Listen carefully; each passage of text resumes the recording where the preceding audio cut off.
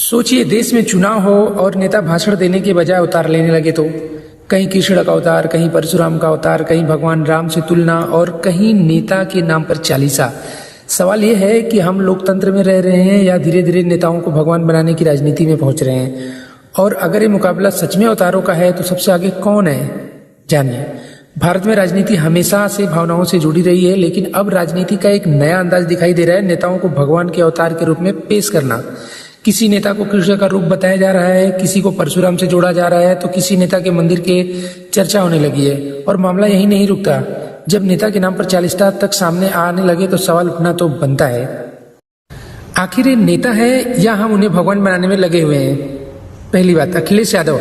सबसे पहले बात करते हैं अखिलेश यादव की। सोशल मीडिया और राजनीतिक समर्थकों के बीच कई बार उन्हें भगवान कृष्ण के अवतार के रूप में पेश करने वाली तस्वीरें और पोस्ट देखने को मिली है। समर्थकों की अपनी आस्था हो सकती है, अपनी भावनाएं हो सकती है, लेकिन सवाल यह है, क्या राजनीति में किसी नेता को भगवान का अवतार बताना लोकतंत्र के लिए सही दिशा है? क्योंकि लोकतंत्र में नेता से सवाल पूछा जाता है, उससे उसके काम का हिसाब लिया जाता है, उसकी नीतियों पर बहस होती है। लेकिन अगर नेता को ही भगवान का अवतार मान लिया जाए तो फिर सवाल कौन पूछेगा? अब आते हैं राहुल गांधी पर। उनको लेकर भी सोशल मीडिया पर और समर्थकों की तरफ से परशुराम से तुलना वाली तस्वीरें और दावे देखने को मिले। यहाँ भी वही सवाल है, राजनीति में विचारों की लड़ाई होनी चाहिए या अवतारों की? क्योंकि अगर एक नेता कृष्ण बन रहा है, दूसरा परशुराम बन रहा है, तो क्या जनता क्या बनने भक्त या फिर जागरूक मतदाता? मेरे हिसाब से लोकतंत्र में जनता को भक्त नहीं, सवाल पूछने का नागरिक होना चाहिए। फिर आते हैं नरेंद्र मोदी पे। नरेंद्र मोदी जी की बात ये लगी है। और अब आते हैं प्रधानमंत्री मोदी जी के समर्थकों की तरफ से उन्हें लेकर भगवान श्री राम से तुलना करने वाले बातें प्रस्तुति में देखने को मिलती रही है। कुछ जगहों पर उनके नाम से मंदिर बनाने की चर्चाएं भी सामने आई हैं। और फिर आता है एक और दिलचस्प मामला, मोदी चालीसा। यानी राजनीति अब पोस्टर और भाषण से आगे निकलकर भक्ति और धार्मिक प्रतीकों तक पहुंच चुकी। आप खुद सोचिए, जब किसी नेता के नाम पर चालीसा बनाई जाने लगे, मंदिरों की चर्चा होने लगे और नेताओं को भगवान के अवतार रूप में पेश किया जाने लगे, तो ये सिर्फ समर्थक की भावनाएं हैं या भारतीय राजनीति का एक बड़ा बदलाव? असली सवाल ये है। लेकिन दोस्तों, यहाँ सबसे बड़ा सवाल ये नहीं है कि कौन सा नेता कौन सा अवतार है।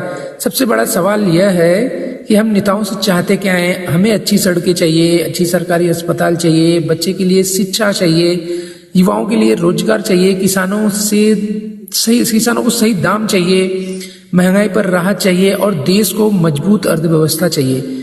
इन सवालों का जवाब कृष्ण अवतार देगा या परशुराम का? नहीं, इसका जवाब नीति और काम जवाबदेही है। अब सबसे मजेदार बात यह है कि अवतारों की इस राजनीति में कौन जीतेगा?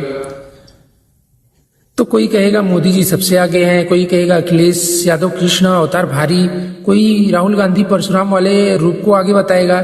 लेकिन असली विजेता कौन होना चाहिए? जनता।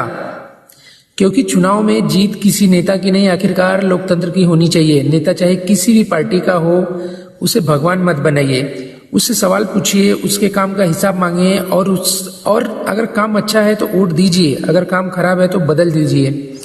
क्योंकि लोकतंत्र में नेता अवतार नहीं होते, नेता जनता के प्रतिनिधि होते हैं। और जिस नेता के नेताओं को भगवान मानना छोड़कर उनसे सवाल पूछना शुरू कर देगी उस दिन राजनीति में असली बदलाव शुरू होगा। अब आप बताइए, आपको राजनीति में अवतार चाहिए या जवाबदेह नेता? कमेंट